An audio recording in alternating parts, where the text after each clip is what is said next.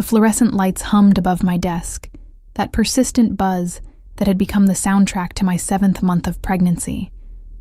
I shifted in my chair, trying to find a position that didn't make my swollen ankles throb or my lower back scream in protest. The accounting ledger in front of me blurred slightly as exhaustion tugged at my eyelids. It was December 30th, and the Montero Enterprises office was nearly empty, most employees having left early to prepare for New Year's celebrations. I pressed my palm against the tight swell of my belly, feeling a flutter of movement that made my heart clench with a complicated mixture of love and fear. 7 months pregnant, and I was still completely alone. No partner, no family, no safety net except the paycheck I earned reviewing financial statements for one of the most powerful men in the city. My phone buzzed with a text from Mariana, my only real friend. "Last chance, Cammy. Come to the party tonight. You can't spend New Year's Eve alone.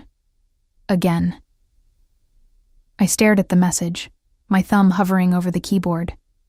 How could I explain that the thought of watching happy couples count down to midnight made me want to curl into a ball and never emerge? That seeing families together reminded me of everything I didn't have. "Still here, Camilla?" The deep voice made me jump, my hand flying to my chest. Cesar Montero stood in the doorway of my small office, his imposing frame filling the space in a way that always made the room feel smaller. At 42, he commanded attention without trying. Dark hair touched with silver at the temples, olive skin that spoke of his Brazilian heritage, and dark eyes that missed nothing. He wore his usual impeccable suit, charcoal gray that emphasized his broad shoulders, though he'd loosened his tie and unbuttoned his collar. "Mr. Montero," I straightened in my chair, trying to look professional despite my enormous belly and the exhaustion I knew showed on my face. I wanted to finish reconciling the December accounts before the year end. His gaze swept over me, and I saw something flicker in those dark eyes. Concern, maybe? But that was ridiculous. Cesar Montero was known throughout the city as a man without sentiment, someone who'd built his empire through cold calculation and ruthless efficiency. He paid me well, treated me with distant respect, but that was where our relationship ended. Employer and employee, nothing more. "It's 7 o'clock, he said, his Portuguese accent softening certain consonants in a way I'd always found oddly soothing. "And it's New Year's Eve. Even I'm leaving soon." "Just another hour," I promised, though we both knew I had nowhere to go. My apartment was a tiny studio in a neighborhood I could barely afford, furnished with second-hand furniture and decorated with nothing but the ultrasound photos taped to my refrigerator. The thought of returning there tonight, alone, while the rest of the city celebrated, made my chest tight. Cesar was silent for a long moment, and I felt his eyes on me. I'd worked for him for 2 years, ever since I'd graduated with my accounting degree, and somehow landed this position at his legitimate business operations. Everyone knew Cesar Montero had his hands in things beyond import-export and real estate, but I kept my head down, did my job, and tried not to think too hard about what the man who signed my paychecks might do in the shadows. "Camila." His voice was softer now, and I looked up to find him watching me with an expression I couldn't quite read. "When is the baby due?" The question surprised me. In the 3 months since my pregnancy had become obvious, Cesar had never once mentioned it. I'd appreciated his discretion, even as part of me had wondered if he saw me as a liability now, a single mother whose personal problems might interfere with her work. "February 10th, I answered, my hand moving unconsciously to my belly again. "A girl." Something crossed his face, too quick for me to identify. "And the father?" My jaw tightened. This was dangerous territory, but I'd never been good at lying. "He's not involved. He made that clear when I told him I was pregnant." "Idiota," Cesar muttered, and the flash of anger in his eyes startled me. What kind of man abandons his own child? The kind who never wanted to be a father, I said quietly, remembering Lucas's face when I'd told him. the way he'd backed away from me like I was contagious, like the pregnancy was something I'd done to him rather than something we'd created together. He said I could handle it on my own since I was the one who wanted to keep her. I didn't mention the money he'd shoved at me, enough for an abortion and a little extra, as if that would erase his responsibility. Or how he'd blocked my number the next day and moved out of the apartment we'd shared, leaving me scrambling to find somewhere I could afford alone. Cesar's expression darkened further. You have family? Your parents? I shook my head, fighting the familiar sting of tears. My parents died in a car accident when I was 20. I have an uncle in Portugal, but we're not close. That was putting it mildly. My uncle had made it clear at my parents' funeral that he had his own family to support and couldn't take on the burden of a grieving college student. I hadn't spoken to him since. Friends? A few. None close enough to impose on, though. None who could help me figure out how to be a mother when I had no model to follow, no safety net, no backup plan. I'm fine, Mr. Montero, really. I appreciate your concern, but I'm managing. Are you? He moved into the room, and I became acutely aware of how small the space was, how his presence seemed to fill every corner. He gestured to the files on my desk, the half-eaten sandwich that had been my lunch and dinner, the bottle of water I'd been rationing because I didn't want to make too many trips to the bathroom. You're working 12-hour days in your third trimester. You look exhausted. When was the last time you had a proper meal? The caring in his voice undid something in me. I'd been so careful, so determined to prove I could handle everything alone, that I hadn't let myself acknowledge how much I was struggling.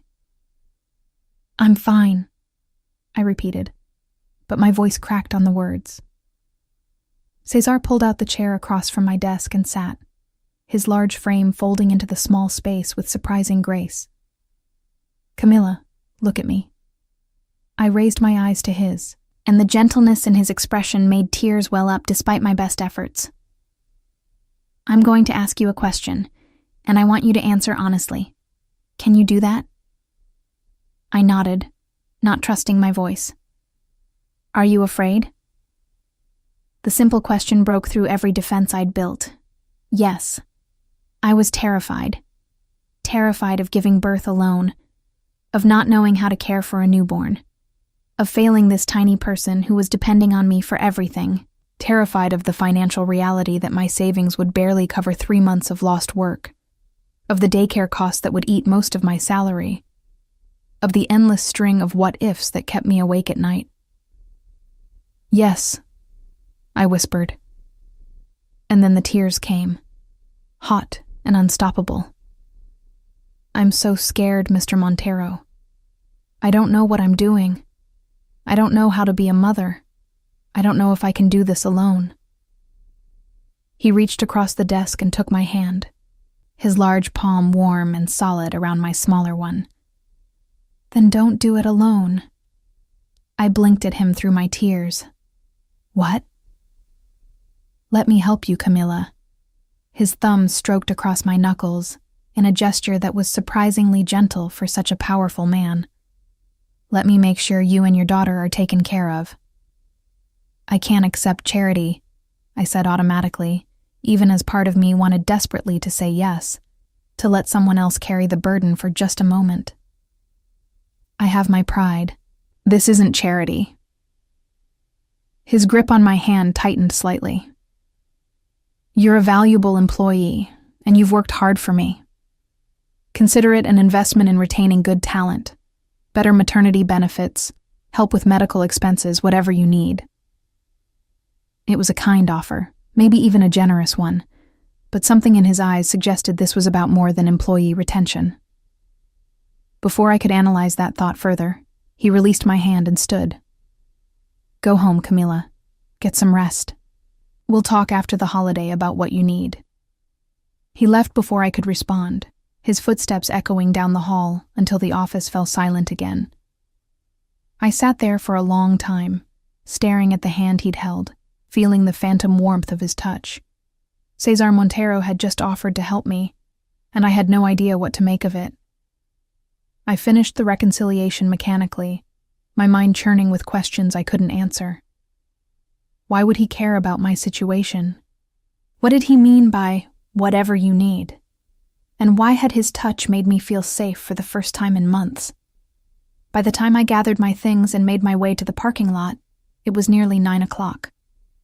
The bus ride to my apartment took 40 minutes, and I spent the entire journey watching families and couples heading out to celebrate, feeling the familiar ache of isolation settle deeper into my chest. My apartment was exactly as I'd left it that morning. Tiny, cold, and desperately lonely. I dropped my purse on the second-hand couch and moved to the kitchen, opening the nearly empty refrigerator. A carton of eggs, some wilted vegetables, half a loaf of bread. Nothing that felt like a proper New Year's Eve meal. I heated water for tea and sank onto the couch, pulling a blanket over my legs. Through the thin walls, I could hear my neighbors laughing, music playing, the sounds of celebration that only emphasized my solitude. I placed both hands on my belly, feeling my daughter shift and stretch inside me.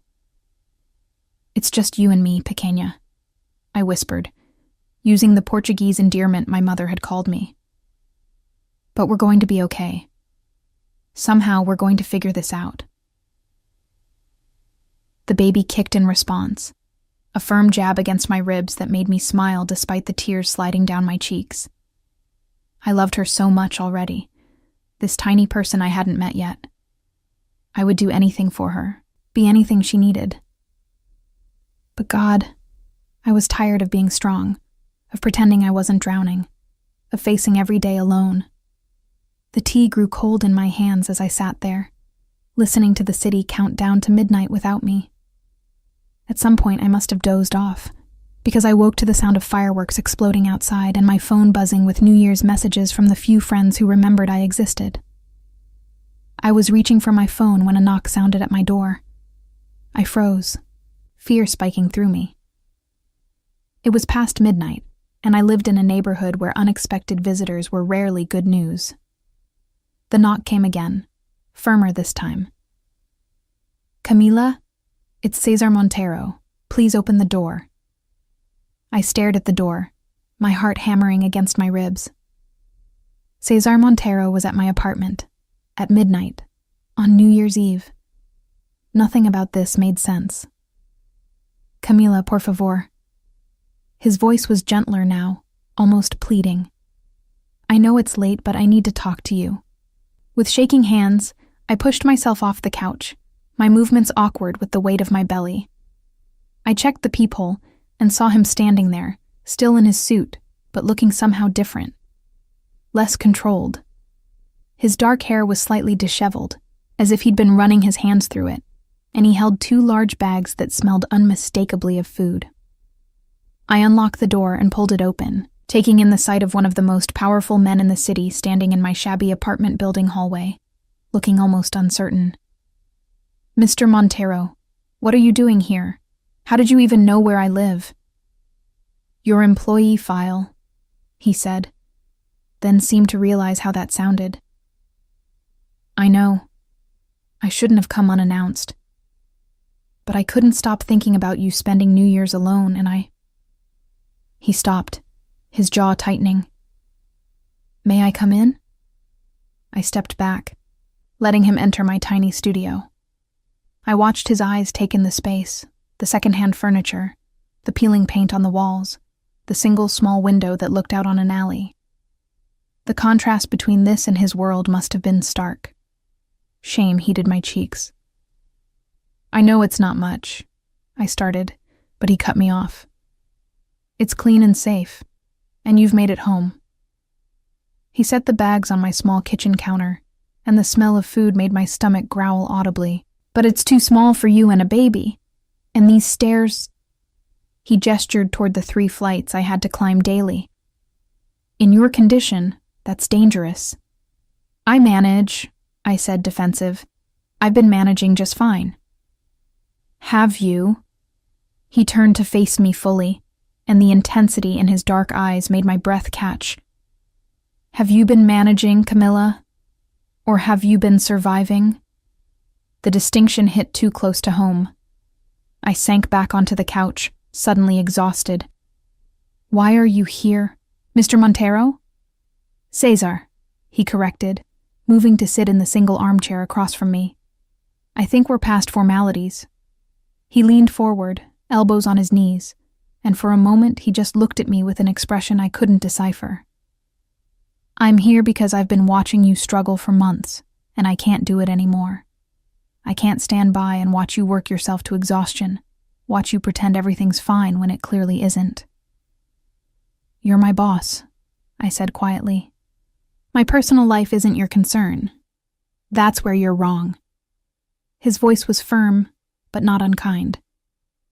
"You became my concern the moment you started working for me. And what kind of man would I be if I let a woman in my employ face this alone when I have the means to help?"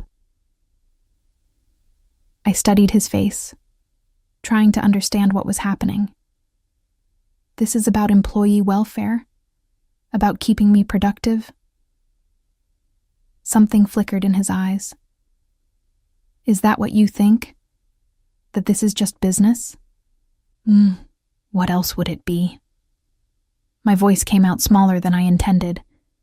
Cesar was silent for a long moment, his gaze never leaving mine.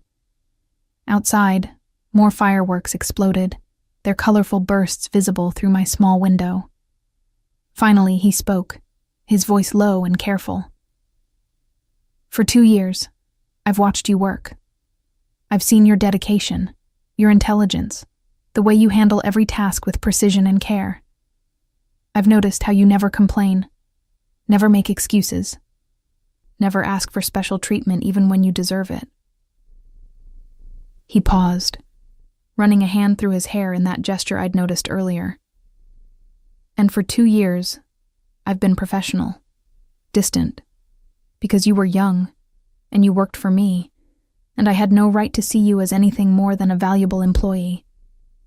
His eyes met mine again, and I saw something in them that made my pulse quicken. "But then you came to work one day with this glow about you, and I knew before you told anyone that you were pregnant."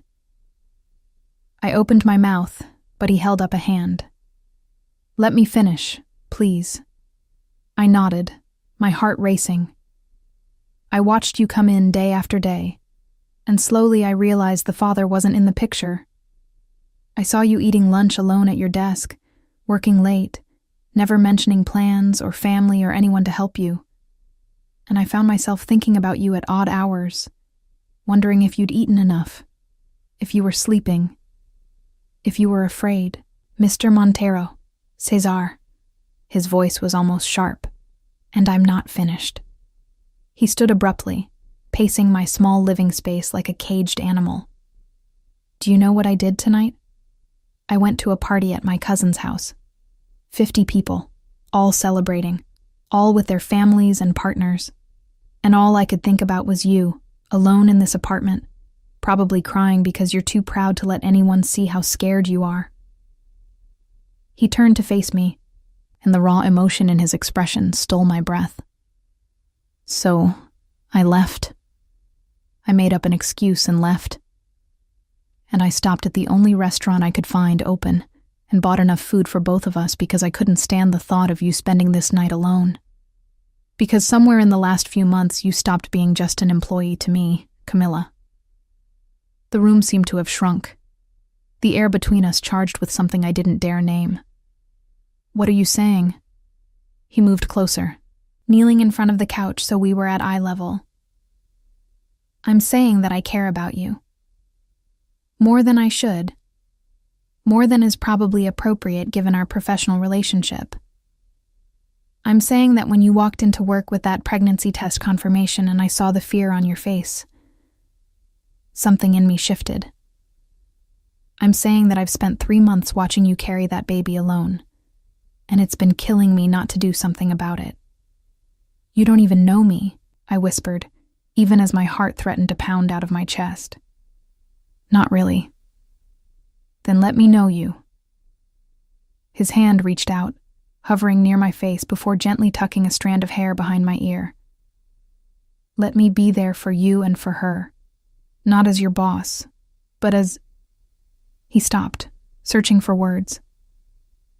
As someone who cares deeply about your well-being, I can't be someone's charity case, I said, tears threatening again. I can't be the poor pregnant girl you feel sorry for. Charity? His voice held an edge now. Camilla, look at me. I raised my eyes to his. I don't feel sorry for you. I admire you. Your strength, your determination, the way you've faced this impossible situation with grace and courage. I feel a lot of things when I look at you, but pity isn't one of them. Then what? I had to know. What do you feel? His hand moved to cup my face, his thumb brushing away a tear I hadn't realized had fallen. I feel protective. I feel drawn to you in a way I haven't felt about anyone in years. I feel like I want to give you everything you deserve. Safety, security, support. I feel like I want to be there when your daughter is born, to help you through the sleepless nights, to watch her grow up knowing she's wanted and loved. You don't even know her, I protested weakly. No, he agreed, but I know her mother, and I know that any child raised by you will be extraordinary. His other hand moved to rest gently on my belly, and I felt my daughter respond with a firm kick. Cesar's eyes widened, a smile breaking across his face that transformed him from intimidating boss to something softer, more human. She's strong, like her mother. Cesar. His name felt strange on my tongue, intimate. This is crazy. We barely know each other outside of work. You can't just decide you want to be part of this. Can I? He didn't move his hand from my belly, and I found I didn't want him to. Camilla, I'm not asking you to marry me tomorrow or to move in with me tonight. I'm asking you to let me help, to let me be present, to give us a chance to see what this could be. What could be? My voice was barely a whisper. This connection between us. His eyes held mine. Tell me you don't feel it. Tell me that when I walked into your office today, you didn't feel something shift. Tell me that right now, with my hand on your belly and my eyes on yours. You don't feel this pull between us. I couldn't tell him that because it would be a lie. I did feel something. Something that terrified and exhilarated me in equal measure. I'm pregnant with another man's child, I said, trying to be practical even as my heart raced. I'm broke. I'm scared. I'm a mess. Why would you want any part of this? Because life is messy, Camilla. And because I've spent 42 years building an empire, accumulating power and wealth, and none of it has made me feel the way I felt tonight when I realized you were spending New Year's alone.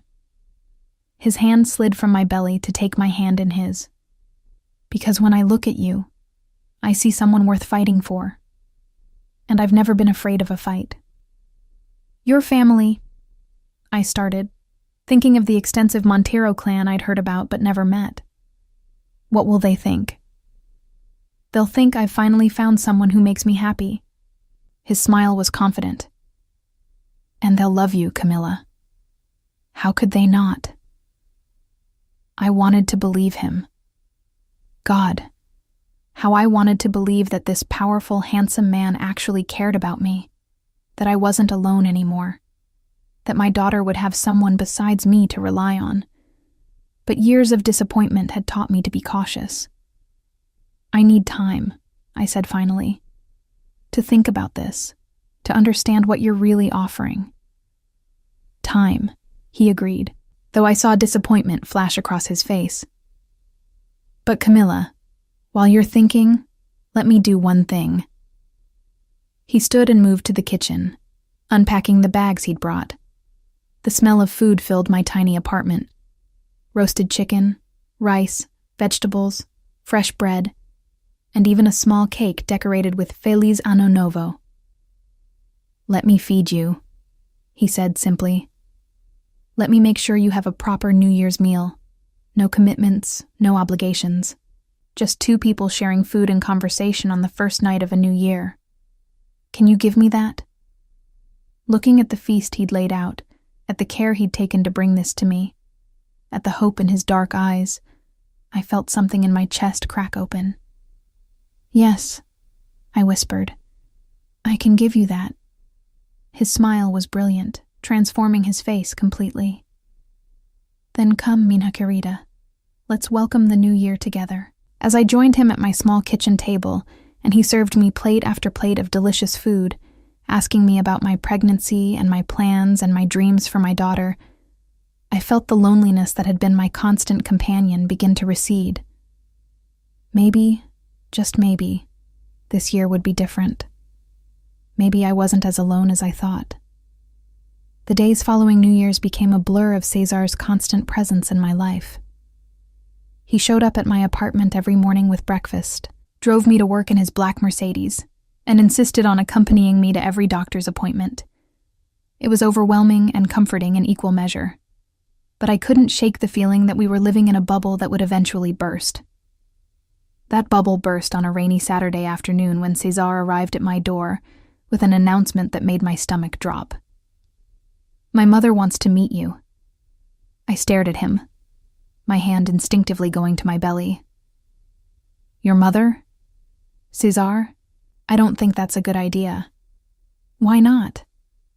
He stepped into my apartment, shaking rain from his dark hair. Even in casual clothes, a black sweater and jeans, he radiated that same commanding presence. "You're important to me. She should meet you." "I'm your pregnant accountant," I said bluntly. "What exactly are you planning to tell her about us?" "The truth." His voice was firm. "That I care about you deeply and intend to be present for you and your daughter." "Cesar, be realistic." I moved to the kitchen, needing something to do with my hands. "Your family is one of the most prominent Brazilian families in the city. Your mother is going to expect you to be with someone from your world, someone with the right background, the right connections, not a broke, pregnant nobody." He was across the room in 3 strides, his hands on my shoulders, turning me to face him. "Don't ever call yourself a nobody, Camilla. You're brilliant, strong, and more real than anyone I've ever met in my so-called world." "That's sweet, but..." "Tomorrow, lunch at my mother's house." His tone left no room for argument. "The whole family will be there. It's time they met the woman who's changed my life." My heart hammered with anxiety. What if they hate me? Something softened in his expression. "They won't. But Camilla, I need you to understand something." He led me to the couch, sitting beside me and taking my hands in his. "My family is traditional. They have expectations. My mother especially has been trying to set me up with suitable women for years. Women who aren't 7 months pregnant with someone else's baby," I said quietly. "Women who bore me to tears," he corrected. "Women who want my money and my name but have no interest in who I really am." His thumb stroked across my knuckles. "You're different. You've never asked me for anything. You've never tried to use me. You see me, Camilla. The real me, not just the empire I've built." The next day, I stood in front of my closet in tears. Nothing fit properly anymore, and everything I owned looked cheap and worn. How was I supposed to meet Cesar's family looking like this? A knock at my door interrupted my panic. I opened it to find a woman I didn't recognize holding several garment bags. "Miss Suarez? Mr. Montero sent me. I'm Clara, a personal stylist. He thought you might need some help preparing for today." An hour later, I stared at myself in the mirror, barely recognizing the woman looking back. The emerald green dress was elegant and maternity appropriate, emphasizing my curves while accommodating my belly. Clara had done my hair and makeup with expert precision. I looked like I belonged in Cesar's world, even though I knew it was all an illusion. The Montero family estate was in an exclusive neighborhood I'd only ever driven through, never imagining I'd actually enter one of these palatial homes. Cesar held my hand as we walked up to the massive front door, and I felt his tension matching my own. "Whatever happens," he murmured, "I'm with you. Remember that." The door opened before we could knock, revealing a small, elegant woman with silver-streaked dark hair and Cesar's intense eyes. Maria Montero looked me up and down with an expression I couldn't read, and I felt myself being measured and found wanting. "Mama," Cesar said, kissing both her cheeks. "This is Camila Suarez. Camila, my mother, Maria." "Mrs. Montero," I said, extending my hand. "It's an honor to meet you." She took my hand briefly, her touch cool and impersonal. "Please come in. The family is eager to meet you." There was something in her tone that made eager sound more like curious about the spectacle. The living room was filled with people. Cesar's 3 sisters with their husbands and children, his 2 brothers with their wives, various cousins and aunts and uncles. The conversation died the moment we entered, and I felt at least 20 pairs of eyes fixate on my pregnant belly. "Everyone," Cesar said, his hand firm on my lower back. "This is Camila." The silence stretched uncomfortably until one of his sisters, a beautiful woman with long dark hair, stood and approached us. "I'm Lucia," she said warmly, taking my hands. "It's wonderful to finally meet you. Cesar has been so secretive about his personal life lately." "Secretive because he knows what the family would say," a male voice interjected. One of Cesar's brothers stepped forward, his expression less welcoming. "About him bringing home a pregnant woman who works for him. It's inappropriate, Cesar." "What are people going to think? Roberto?" Cesar's voice held a warning. "No, let me speak." Roberto turned to me, his gaze cold. "Miss Suarez, I don't know what your intentions are with my brother, but you should understand that the Montero name means something in this city. We have a reputation to maintain." "Roberto," Lucia gasped. "That's incredibly rude." "It's honest," he countered. "Someone needs to say it. This situation looks like exactly what it is. A woman in trouble latching onto a wealthy man who's fool enough to be swayed by a pretty face and a sad story." My face burned with humiliation. I felt Cesar tense beside me, his hand tightening on my waist. "Careful, brother. Very careful." "Or what?" Roberto challenged. "You'll threaten me for speaking the truth?" "We all know what this looks like. She's pregnant with another man's child. She works for you. And suddenly you're playing hero. It's embarrassing." "That's enough." Maria's voice cut through the tension like a knife. She stood, her petite frame somehow commanding the entire room. Roberto apologized to our guest immediately. "Mama, I'm just saying what everyone's thinking. Then everyone can keep their thoughts to themselves." Maria moved toward us, and I braced myself for more criticism. Instead, she looked directly at me, her dark eyes searching my face. "Miss Suarez, my son is not an impulsive man. If he brought you here, he has his reasons. I would like to hear them from you." My mouth went dry. "I'm sorry, Mrs. Montero. I don't understand." "Why are you here?" she asked bluntly. "What do you want from my son?" I felt Cesar start to intervene, but I placed my hand on his arm, stopping him. If I was going to be part of his life, I needed to be able to speak for myself. "Mrs. Montero, I don't want anything from Cesar except his friendship. I didn't ask him to involve himself in my situation. In fact, I've tried repeatedly to maintain professional boundaries, but he's insisted on being present. And honestly," my voice cracked slightly, "I'm alone in this world. No family, no support system. When he offered to help, I was terrified to accept because I thought exactly what your son Roberto thinks, that people would see me as someone taking advantage." "And yet you're here," Maria observed. "Because Cesar asked me to come," I said simply. "Because he wanted his family to meet me, though I still don't fully understand why. I'm 7 months pregnant with another man's child. I have nothing to offer him except gratitude for his kindness. If that's not enough for your family, I understand completely." The room was silent. Then, unexpectedly, Cesar's youngest sister Sophia stood up, tears in her eyes. "Do you know what it's like?" she asked quietly. "To be pregnant and alone?" "I do. When I was 22, I found myself in the same situation. The father left and I was terrified. This family," she gestured around the room, "they surrounded me. They supported me.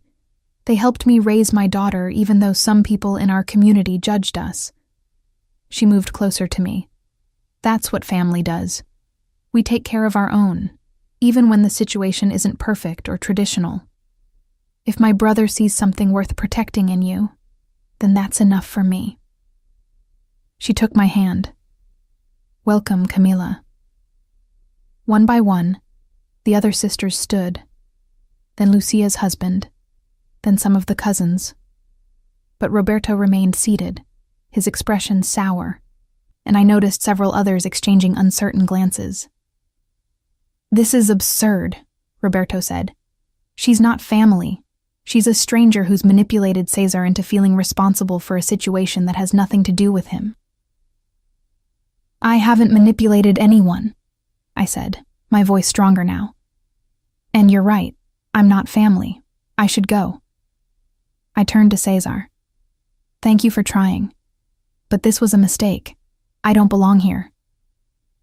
I moved toward the door, tears blurring my vision, when a sharp pain lanced through my abdomen. I gasped, my hand flying to my belly, and suddenly I was doubled over, unable to breathe through the intensity of it. "Camila!" Cesar was at my side instantly, his arm around me. "What's wrong?" "It hurts," I managed. "Something's wrong. The baby—" Chaos erupted. Maria was shouting orders. Someone was calling an ambulance, and Cesar had scooped me into his arms, carrying me toward the door. Through the pain and fear, I heard him repeating, "Hold on, Mina querida. Just hold on. I've got you." As he carried me to his car, not waiting for the ambulance, I caught a glimpse of his family's faces. Shock, concern, and on Roberto's face, something that might have been shame. But I couldn't focus on any of that. All I could think about was my daughter, and the terrifying possibility that I might lose her. "Stay with me, Camila," Cesar commanded, as he drove with one hand, the other gripping mine. "Stay with me and stay awake. Talk to me. Tell me about your daughter. What are you going to name her?" "Celeste," I whispered through the pain. "After my mother. Her middle name was—" Another contraction ripped through me and I cried out. "We're almost there," he promised, his voice tight with barely controlled fear. "Just hold on a little longer." As we screeched into the emergency entrance of the hospital, Cesar was out of the car and lifting me before the engine had fully stopped. "I need help," he shouted. "She's 7 months pregnant and in severe pain." Medical staff swarmed us, placing me on a gurney, asking questions I could barely answer through the pain. I felt Cesar's hand being ripped from mine as they wheeled me toward the examination rooms. "Sir, you'll have to wait here," a nurse said firmly. "Like hell I will." Cesar's voice was cold and commanding. "That's my—" He stopped, then said with absolute certainty, "That's my family.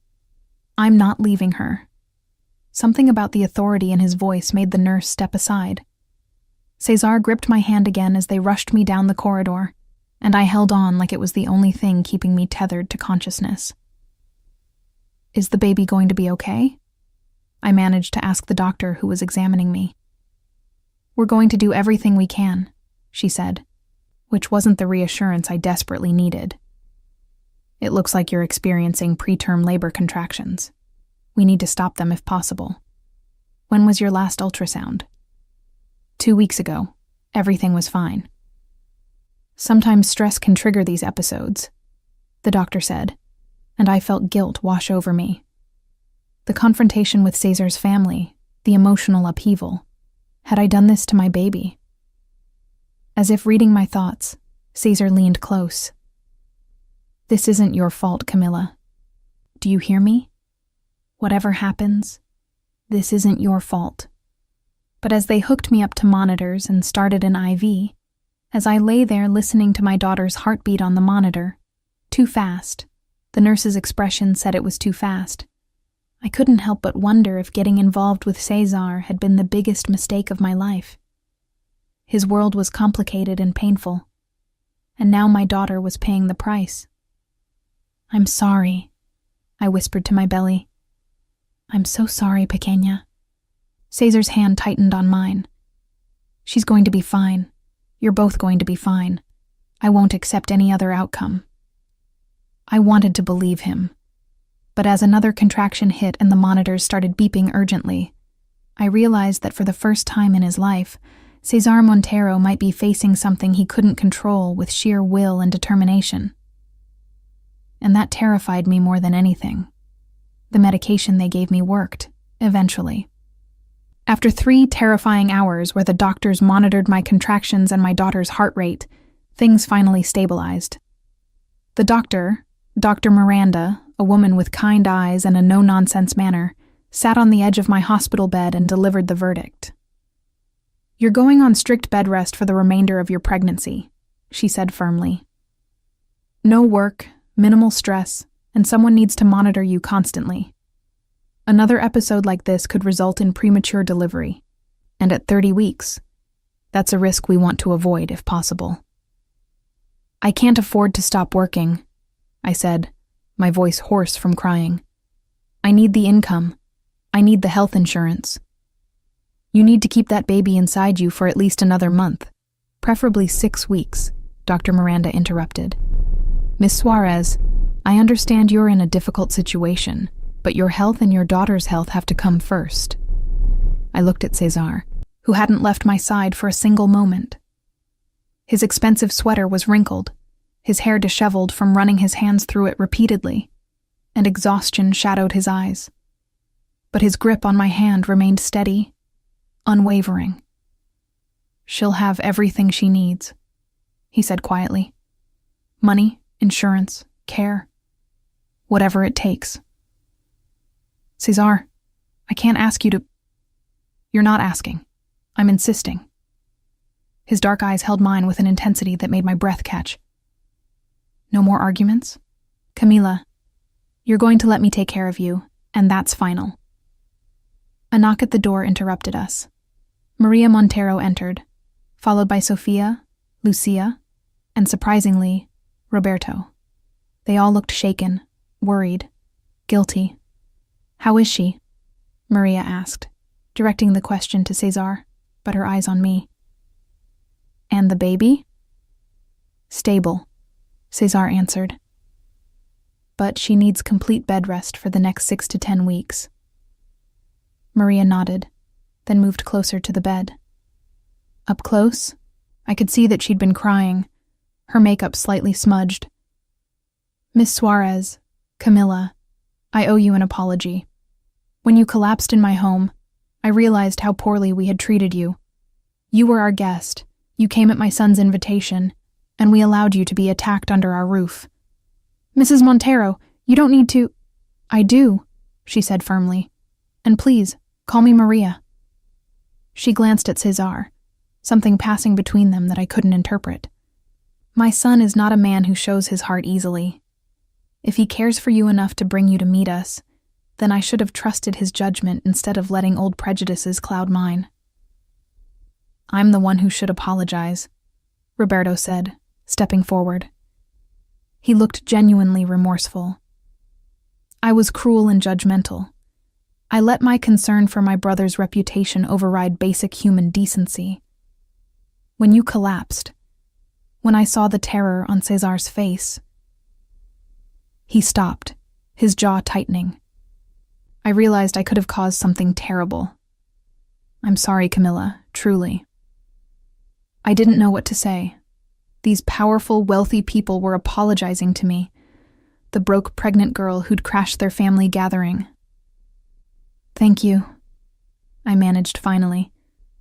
I appreciate that. More than apologies, we'd like to help, Sophia said, her gentle voice filling the awkward silence.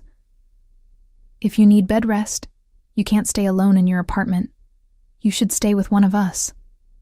I have a guest room and I work from home so I could check on you.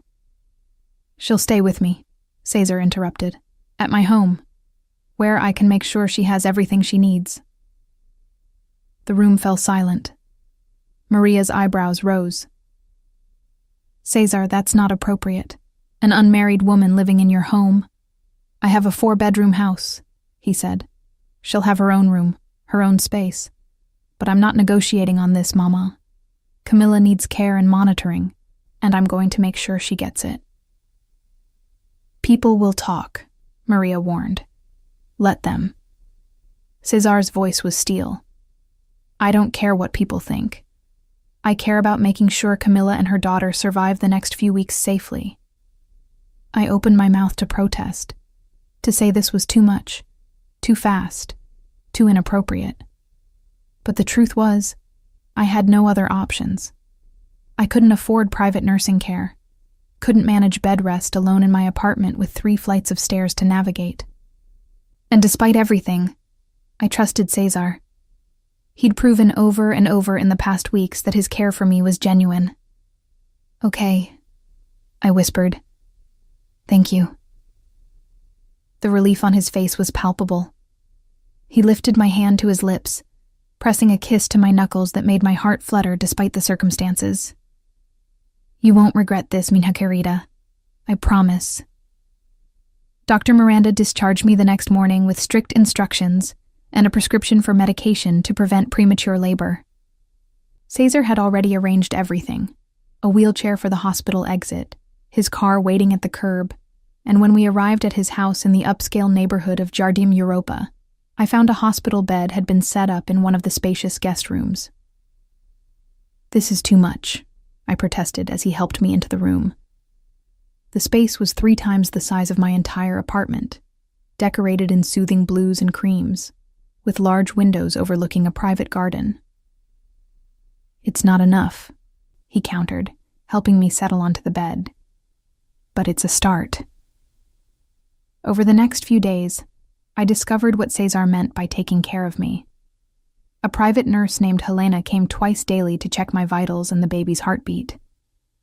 Meals appeared at regular intervals, prepared by Rosa, Cesar's housekeeper, who had strict instructions about nutrition for pregnant women. Cesar worked from home, setting up his laptop in the chair beside my bed, conducting business calls in Portuguese and English, while keeping one eye constantly on me. You don't have to babysit me, I told him on the 3rd day. I'm fine. Go to your office. I am in my office, he said, gesturing to his laptop. The location has simply changed. Cesar, this isn't sustainable. You can't put your entire life on hold for me. He closed his laptop and gave me his full attention. Camila, do you know what I did last year? I worked 16-hour days, 7 days a week. I attended meaningless social events, made business deals that increased my wealth but gave me no satisfaction, and came home to an empty house every night. I had everything a man could want and felt absolutely nothing. He moved to sit on the edge of my bed, taking my hand in his. These past 3 days, working from this room, making sure you're eating properly, listening to Helena confirm that the baby's heartbeat is strong, this has given me more purpose than anything I've done in years. So no, I'm not putting my life on hold. I'm finally starting to live it. His words made my throat tight with emotion. I don't understand you. Why would you do all this for someone you barely know? Because I know you better than you think, he said softly. I know you take your coffee with too much cream because straight black reminds you of the cheap instant coffee you survived on in college. I know you hum while you work, always the same melody. Your mother used to sing it to you. I know you're left-handed, but learned to use a mouse right-handed because that's how the computers were set up in your first job. I know you're terrified of storms because you were caught in one the night your parents died. I stared at him, shocked. How do you know all that? Because I've been paying attention for 2 years, Camilla. Every detail, every habit, every small thing that makes you who you are. I didn't plan to fall for you. I tried not to. But somewhere between watching you solve an accounting discrepancy that 3 other people had missed and seeing you smile at Rosa's daughter when she delivered your lunch, I realized you were everything I'd been missing. "You're in love with me," I whispered, the realization hitting like a wave. "Desperately," he admitted. "Completely. I'm in love with you, Camila Suarez, and I'm in love with the daughter you're carrying, even though she's not biologically mine. I want to be there when she's born. I want to teach her to ride a bike and help her with her homework and walk her down the aisle someday. I want all of it. With you. With her. With the family we could build together." Tears spilled down my cheeks. "This is crazy. We've never even been on a date. This isn't how love works." "Isn't it?" His thumb brushed away my tears. "My grandparents met at a bus stop. They talked for 20 minutes, and my grandfather told my grandmother he was going to marry her. She thought he was insane. They were married 52 years, until the day she died. Sometimes you just know, Camila. And I know." Before I could respond, my phone rang. I grabbed it from the nightstand, grateful for the interruption, then froze when I saw the name on the screen. Lucas. Cesar noticed my expression. "Who is it?"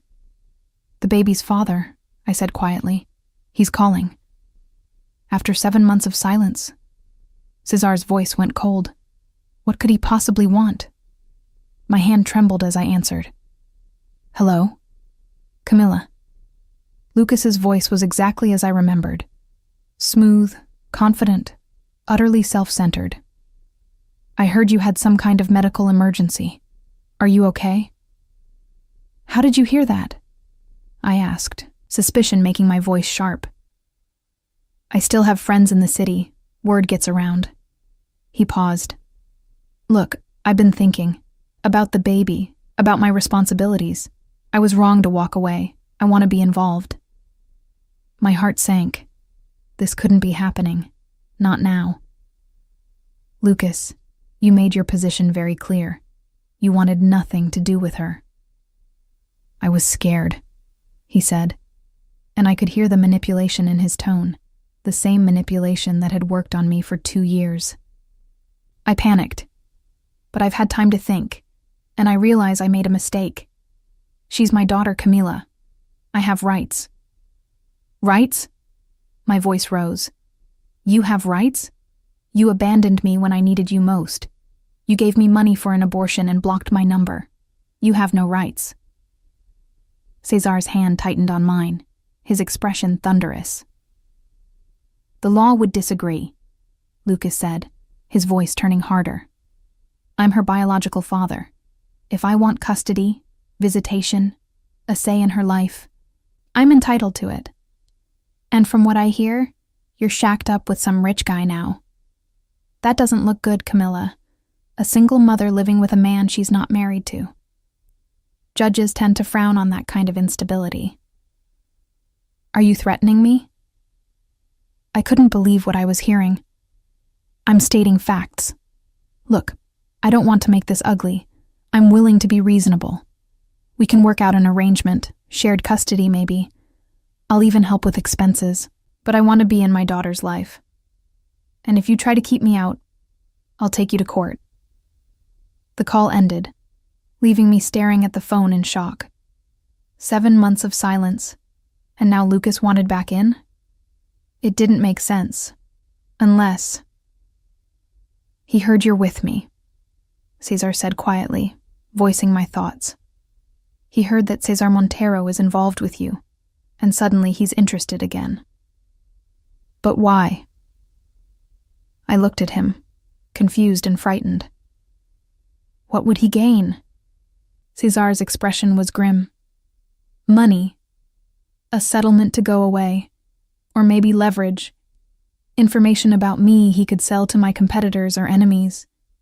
or perhaps just the satisfaction of making trouble for someone he perceives as having taken what's his.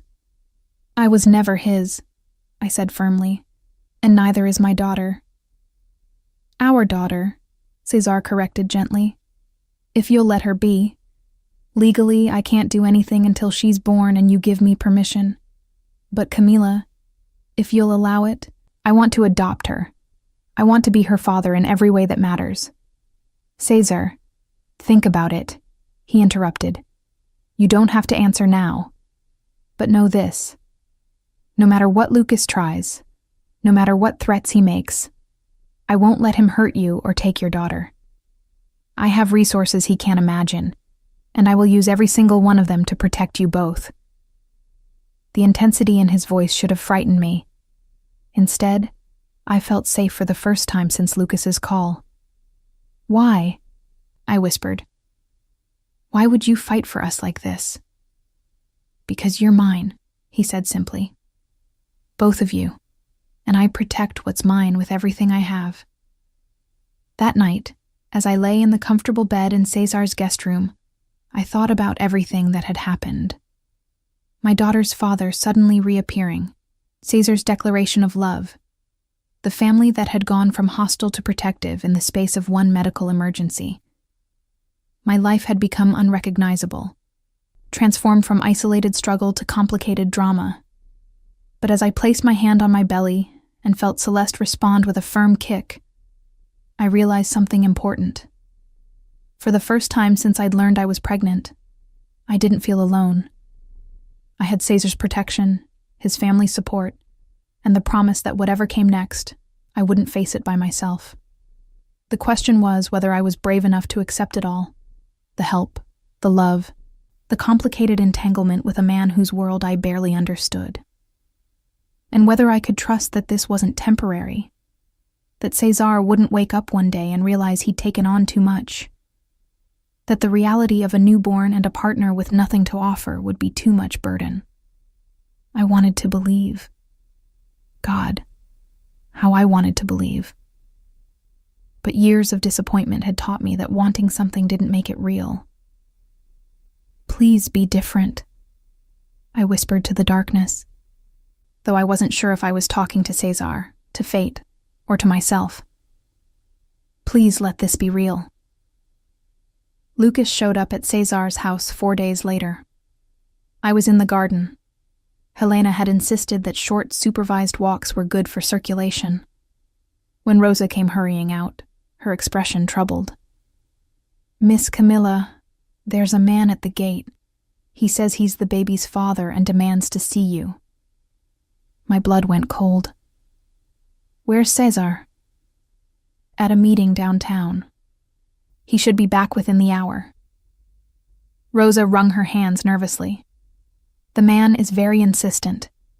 He's threatening to call the police, saying Mr. Montero is holding you against your will. That's ridiculous, I said, but panic fluttered in my chest. Lucas was here, at Cesar's home, causing a scene. Let me talk to him through the intercom. Rosa led me inside to the security panel.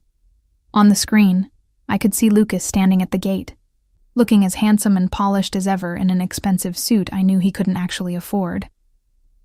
His blonde hair was perfectly styled, his smile calculated for the security camera.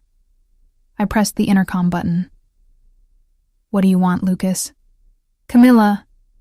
His voice was warm, concerned, the same tone he'd used when we first met. Thank God.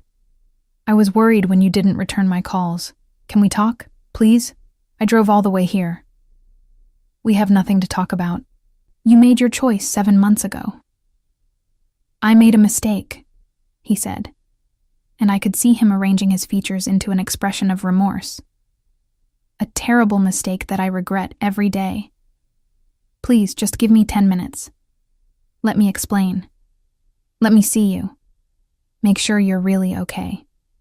I'm not letting you in. Then come out here. Just for a few minutes. We can talk through the gate if you're worried. His voice took on an edge. Or are you a prisoner in there, Camilla? Does your sugar daddy not let you leave? He's not... I stopped, realizing Lucas was trying to provoke me. "I'm not coming out. Go away, Lucas." "Fine." His expression hardened. "Then I'll see you in court. My lawyer is already drawing up custody papers. I hope you're prepared for a long, ugly legal battle, because I'm not going away. That's my daughter you're carrying, and I have rights." The screen went dark as he walked away, but I stood there trembling, my hand pressed to my belly protectively. Celeste kicked, as if sensing my distress. "Miss Camilla, you should sit down," Rosa said gently, guiding me back to the living room. "Mr. Cesar will know what to do." Cesar arrived home 20 minutes later, and the moment he saw my face, his expression darkened. "What happened?" I told him everything. His jaw tightened with each word, a muscle ticking dangerously. When I finished, he pulled out his phone and made a call, speaking rapid Portuguese too fast for me to follow. Then he turned to me, his voice controlled but with an underlying fury I'd never heard before.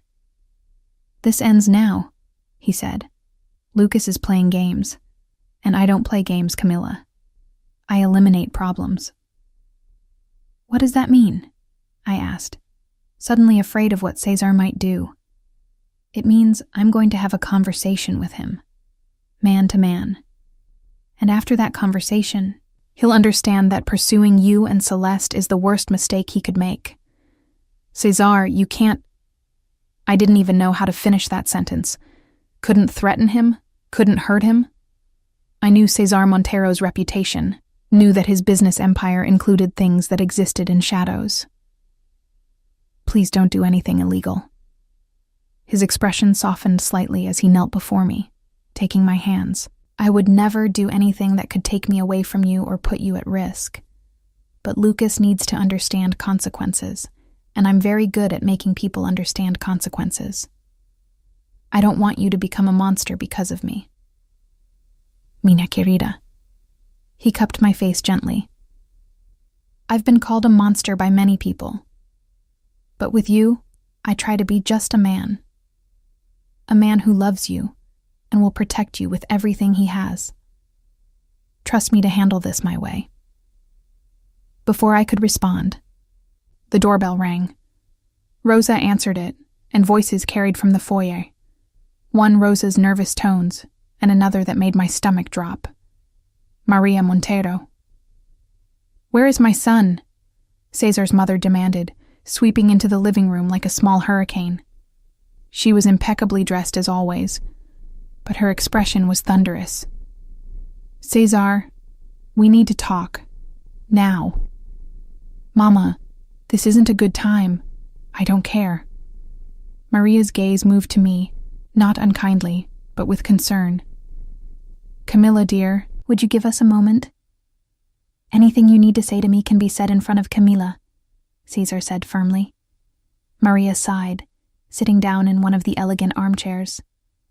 "Very well. I've just come from lunch with Teresa Alvarez. Do you know what she told me? That her nephew Lucas is planning to sue for custody of Camilla's baby. That he's painting you, Cesar, as a dangerous influence. That he's collecting evidence to present to a judge about your business activities." My heart sank. "He's trying to use Cesar against me." "Exactly." Maria looked at her son. "Cesar, you need to think about this carefully. If Lucas takes this to court, if he brings lawyers who start digging into your business, into your connections—" "Let them dig," Cesar said coldly.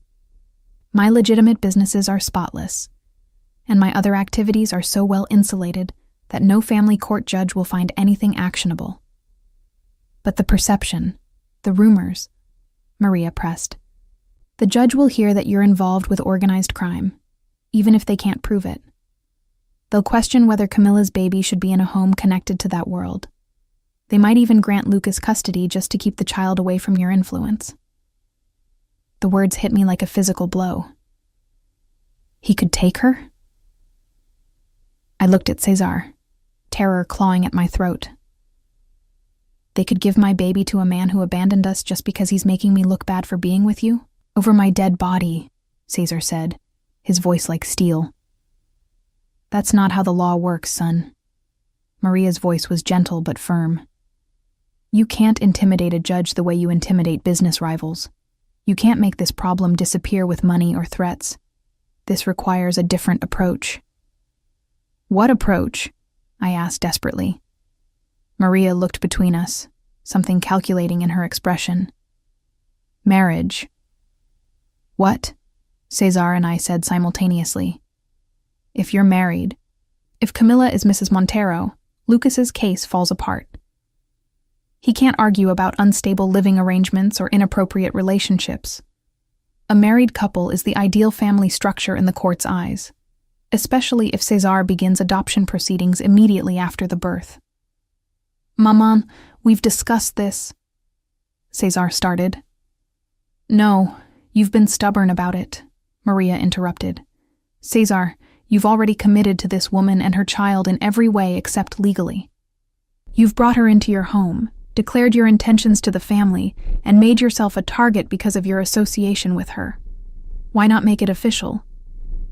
Because Camilla deserves better than a marriage of convenience born from legal necessity, Cesar said, his voice tight. She deserves to be courted properly, to have time to know me, to choose me freely without pressure or coercion. And what she'll get instead is Lucas taking her daughter, Maria said bluntly. Cesar, I understand your romantic notions, but sometimes practicality has to win. You love her, that's obvious. And I think... She looked at me. I think she loves you too, even if she hasn't admitted it yet. So why not marry now and court her afterward? You'll have a lifetime to romance your wife. My head was spinning. Marriage to Cesar. The thought terrified and thrilled me in equal measure. I can't ask him to marry me just to solve my legal problems. That's not fair to him. You're not asking, Cesar said quietly. I'm offering. He moved to kneel before me again, taking both my hands in his. Camilla, this isn't how I wanted to do this. I had plans, romantic plans involving courting you properly, giving you time to feel secure in my devotion. But if marrying me now protects you and Celeste from Lucas, then that's what we'll do. Cesar, marriage is the legal formalization of what already exists between us, he interrupted. Camilla, I already think of you as my wife. I already think of Celeste as my daughter. Making it official changes nothing except giving us legal protection and giving you my name. But you'd be tied to me, I protested. To a woman with nothing to offer you. To a child that isn't yours. She is mine. His voice was fierce. In every way that matters, she's mine. I'll be in the delivery room when she's born. I'll walk the floor with her when she cries. I'll teach her to read and to ride a bike and to stand up for herself. I'll be her father, Camilla, if you'll let me.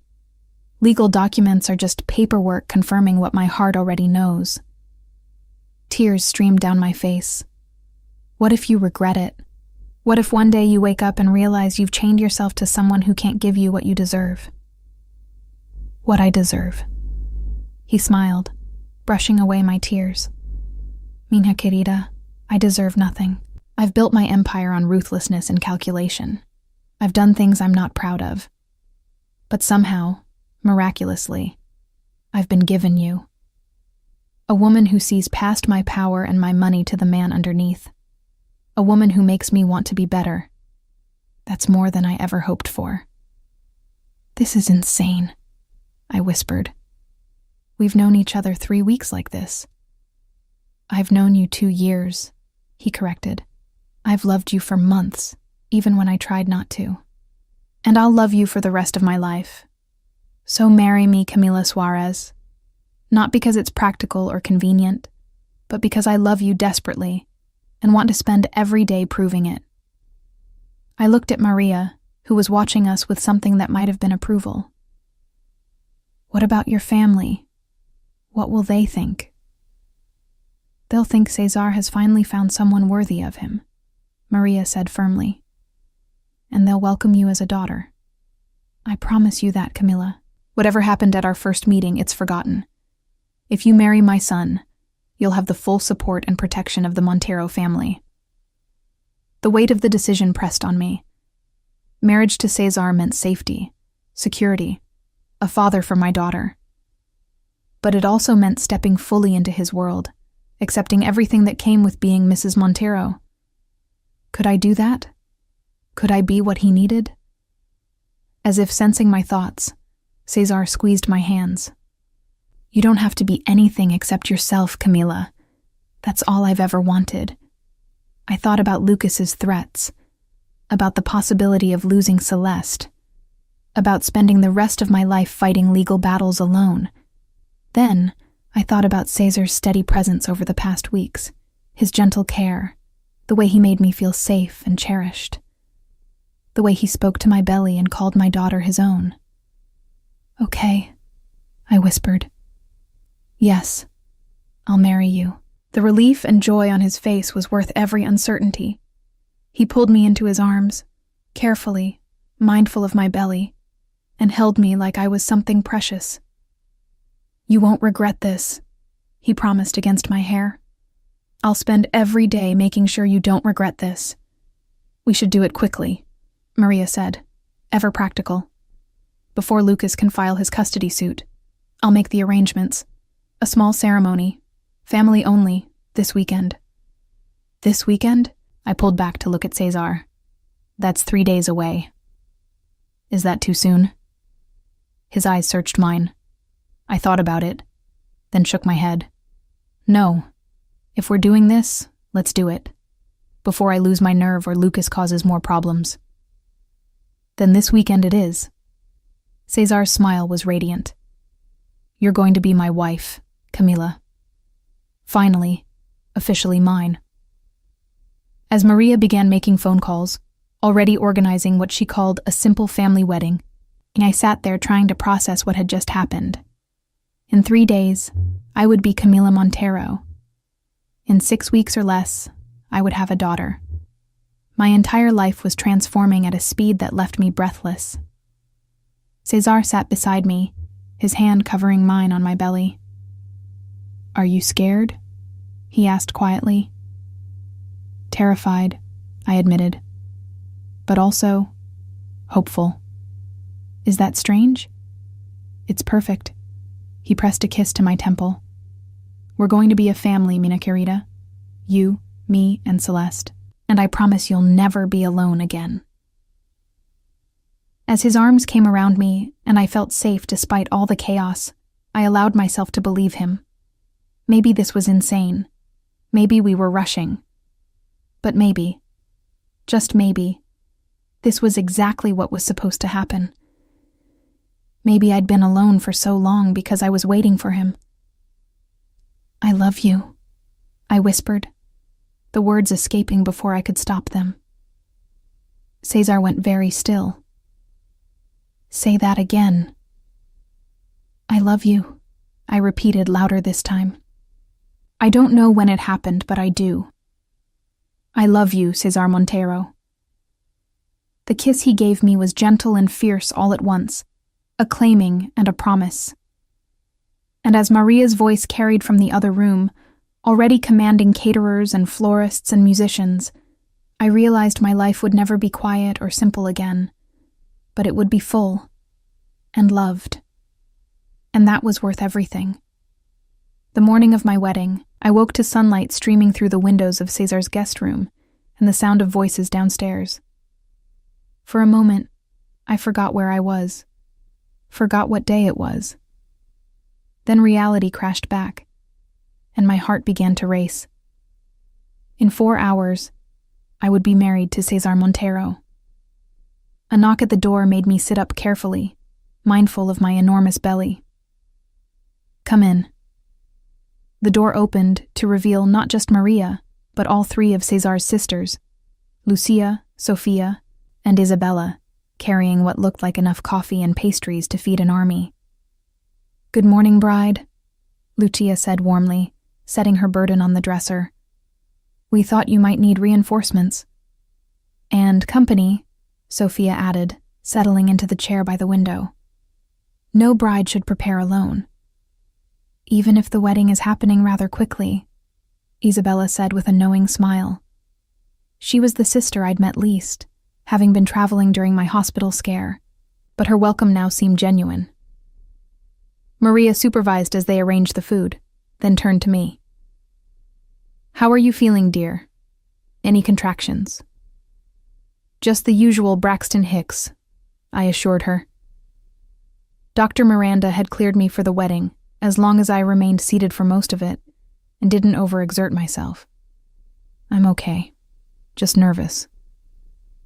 "About marrying Cesar?" Lucia asked gently. "Or about everything else?"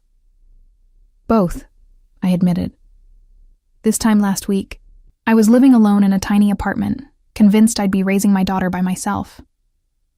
Now I'm about to marry a man I've known, really known, for less than a month. It's overwhelming. "Do you love him?" Sophia asked directly. "Yes," I said without hesitation. "I do, but—" "Then that's enough," Maria interrupted. "Camila, let me tell you about my marriage to Cesar's father. Our families arranged it when I was 19. I'd met Domingo exactly twice before our wedding day. I was terrified." She sat on the edge of my bed, her expression softening with memory. "But do you know what I discovered? Love isn't just a feeling you start with. It's something you build together, day by day, choice by choice. Domingo and I grew to love each other deeply over 40 years of marriage. You and Cesar, you're starting ahead of where we did. You already care for each other. The rest will come. What if I'm not enough for him?" The fear I'd been suppressing spilled out. What if he realizes he's married to someone who brings nothing to this relationship except problems? "You bring everything," Isabella said firmly. "Cesar has money, power, respect. But he's been empty, Camilla. We've watched him become harder, colder, more isolated over the years. Then you came along, and suddenly he's smiling again. He's present. He's happy. That's not nothing." "She's right," Lucia agreed. "My brother is a different man with you. Better. Softer. More human." Their words wrapped around my heart like a warm embrace. These women, Cesar's family, soon to be my family, were accepting me, not because they had to, but because they wanted to. "Thank you," I whispered, tears threatening. "All of you." "No tears," Maria commanded, but gently. "We have a wedding to prepare for, and you need to look beautiful. Now, let's get you ready." The next 3 hours were a whirlwind. They helped me shower and dress in the simple ivory dress Maria had somehow found in my size. Elegant, with lace sleeves and a draped bodice that accommodated my belly while making me feel beautiful. Sophia did my hair, weaving small flowers into the loose curls. Isabella handled makeup with the skill of someone who understood how to enhance without overwhelming. When they finally let me look in the mirror, I barely recognized myself. I looked like a bride, like someone worthy of standing beside Cesar Montero. "He's going to lose his mind," Lucia said with satisfaction. The wedding was being held in the garden of Maria's estate, the same house where I'd collapsed just days ago. But now, as Rosa helped me down the stairs and outside, it had been transformed. White flowers everywhere, chairs arranged in neat rows for the 50 or so family members gathered, and at the end of a rose-petal-strewn path, standing beneath an arch woven with more flowers, was Cesar. He wore a black suit that emphasized his broad shoulders, his dark hair perfectly styled, his expression composed. But as I appeared at the start of the path, supported by Maria on one side and Rosa on the other, his composure shattered. His eyes widened, his breath visibly caught, and the look of pure love and wonder on his face made me cry, despite all the warnings about makeup. "You're beautiful," he mouthed as I approached. The ceremony itself was brief. Father Miguel, the family priest, speaking in Portuguese and English about love and commitment, and the blessing of family. I barely heard the words, too focused on Cesar's hands holding mine, his eyes never leaving my face, the way his thumb stroked across my knuckles in that now familiar gesture of comfort and possession. "Do you, Camila Maria Suarez, take this man to be your lawfully wedded husband?" Father Miguel asked. "I do," I said, my voice strong despite my tears. "And do you, Cesar Domingo Montero, take this woman to be your lawfully wedded wife?" "I do," Cesar said, his voice rough with emotion. "Absolutely I do." "Then by the power vested in me, I pronounce you husband and wife. You may kiss your bride." Cesar's kiss was gentle, reverent, a promise sealed before God and family. When we pulled apart, I was officially Camila Montero, and the family erupted in applause. The celebration that followed was everything I'd never had. Warmth, laughter, family surrounding us with love and acceptance. Even Roberto approached, offering a genuine apology and a warm hug. "Welcome to the family, sister," he said, and I knew he meant it. But as the sun began to set and guests mingled over dinner, a commotion at the gate drew everyone's attention. Through the gathering dusk, I could see security stopping someone, raised voices carrying across the garden. "That's Lucas," I said, my happiness evaporating. "He's trying to get in." Cesar's expression went cold. "Stay here." He kissed my forehead. "I'll handle this." But Maria stood as well. "No, son. We'll handle this. As a family." What followed was something I'd never forget. The entire Montero family, all 50 people, moved as one toward the gate where Lucas stood arguing with security. I followed, supported by Sofia and Lucia, unwilling to hide while others fought my battle. "You can't keep me from her," Lucas was shouting. "I have rights. That's my baby she's carrying." "That's where you're wrong," Cesar said, his voice deadly calm as he reached the gate. "That baby is mine. Camila is mine. She's my wife now, legally and in every way that matters. And if you come near my family again, you'll discover exactly what happens to people who threaten what belongs to the Montero family." "You can't intimidate me," Lucas said, but I heard the uncertainty in his voice. "I'll take you to court. You'll do nothing," Maria interrupted. "Because my son isn't the only one with resources, young man. The Montero family has lawyers who would be delighted to bury you in legal proceedings for the next decade. We have connections that would ensure you'd never work in this city again. And we have a very long memory for people who cause problems for our family." She stepped closer to the gate, her small frame somehow intimidating despite her size. "But more than that, we have love for that young woman and the child she carries. They are ours now, and we protect our own with everything we have. So I suggest you leave, now, and never come back." The family stood behind her, a united front, and I felt something break open in my chest. This was what family meant. Not blood, but choice. Not obligation, but fierce, protective love. Lucas looked at all of us, then at me. "Camila, you're really choosing this. These people?" "I'm choosing love," I said firmly, Cesar's arm coming around my waist. "I'm choosing safety. I'm choosing a real family for my daughter. Something you never offered us." He stared for another moment, then turned and walked away. I watched until his car disappeared, then sagged against Cesar in relief. "It's over," he murmured. "He's gone. You're safe." "We're safe," I corrected, my hand on my belly where Celeste was kicking vigorously, as if celebrating our victory. 6 weeks later, at 3 a.m. on February 8th, my water broke. Cesar drove me to the hospital with one hand on the wheel and one gripping mine, talking steadily to keep me calm through the contractions. The family arrived within an hour. Maria, all 3 sisters, even the brothers and their wives, filling the waiting room with love and support.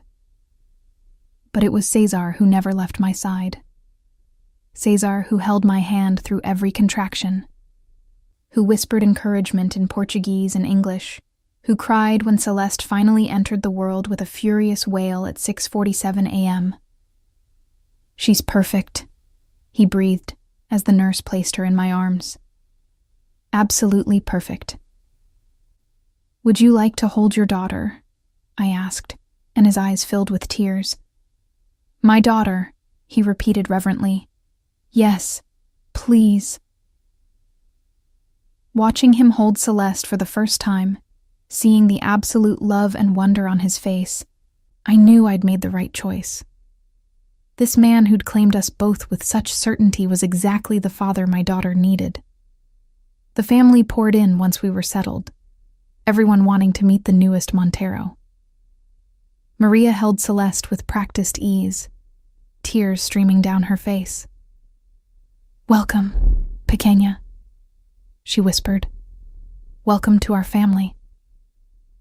3 months later, we stood in a courthouse as Cesar formally adopted Celeste, giving her his name legally as well as in his heart. The judge, who'd reviewed Lucas's abandoned custody filing with obvious disgust, approved the adoption without hesitation. "Celeste Maria Montero," Cesar said afterward, holding our daughter while I stood beside him, his wedding ring solid on my finger. "Our daughter." "Our family," I corrected, looking at the Monteros gathered around us, at the life we'd built from impossible beginnings. That night, as I nursed Celeste in the nursery we'd prepared in our home, because we'd moved to a house, one with space for our growing family, Cesar came to sit beside us. "Happy?" he asked softly. "Deliriously," I admitted. "Though if you'd told me a year ago that I'd be married to my boss and raising our daughter together, I would have thought you were insane." "The best things in life are a little insane," he said, pressing a kiss to my hair. "Thank you, minha querida, for trusting me, for loving me, for giving me this family." "Thank you," I countered, "for seeing me when I felt invisible, for claiming us when we had no one, for showing me that family isn't about blood. It's about who chooses to stay." As Celeste finished nursing and drifted to sleep in my arms, Cesar wrapped us both in his embrace. And I realized that the woman who'd been terrified to spend New Year's Eve alone had found something infinitely better than she'd ever imagined. I'd found home, I'd found love, I'd found family, and I would never be alone again.